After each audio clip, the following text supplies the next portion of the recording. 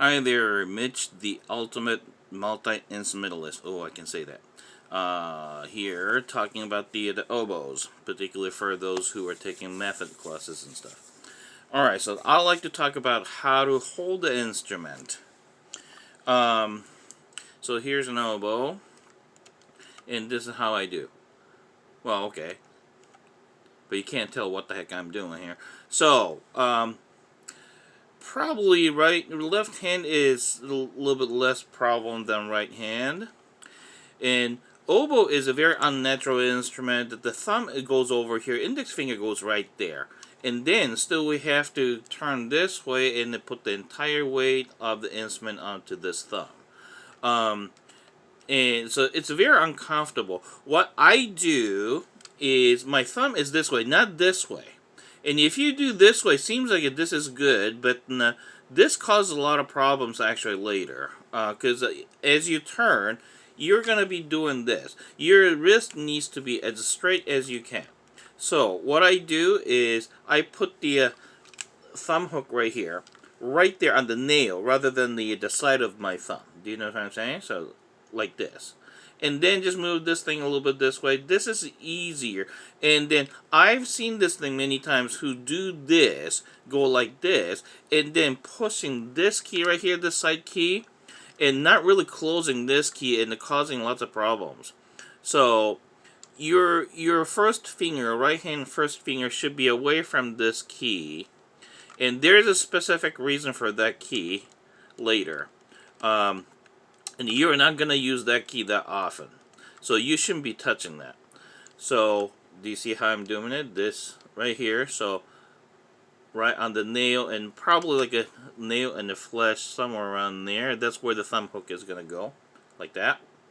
And that. And then your fingers need to be relatively curled. Not like this. Okay? And that's the same thing with both hands.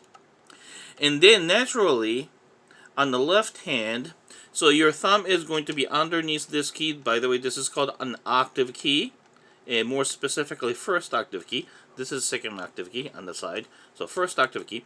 You're not going to push that right now. Okay. So if you form your left hand position, well, naturally it goes like this. It doesn't go like that, you know. So naturally go like this if you curl your fingers, and then my thumb, do you see that it's actually not going flat like this? So make sure that you're not going like that. Or some people go like that. It's look very uncomfortable. Do you see? So all these fingers need to be curled, and see if you can see. Do you see they're curled? Do you see that? And so they need to be curled like that. Okay. And then eventually, well, I talk more about that later probably. When you push this octave key, so how do you push that? Basically kind of using the motion that you would turn the doorknob. And like this finger becomes kind of pivotal point, and go like that. So it's not up and down motion with this goes up and down. It's not like that. It's this. Do you see I'm turning? Okay. So that's a hand position for the oboe. And unfortunately, oboe is still, I consider that the oboe is still under development. It needs to go through at least another makeover. And that may happen anytime in the near future, I'm hoping. But meanwhile, we got what we got. And we got to work with what we got. And some really unreasonable fingerings.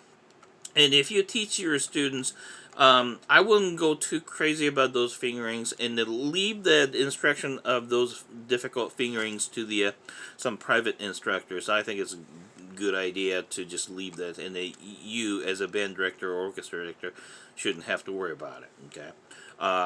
Which is actually specifically, let me tell you about that. Right here. So this key is from the bottom joint, right there. That key, that's a notorious one. Trying to reach that with a pinky is really difficult, because as you try to reach this, and if you don't have nice and curled fingering, these two, do you see the holes? They may uncover like that. So if you have like this kind of hand position, like a stretch hand position, there's no way that you can actually reach over this thing. So you go like that. Then do you see that it will kind of uncover the holes? So that's why you want to keep your fingers curled. Okay.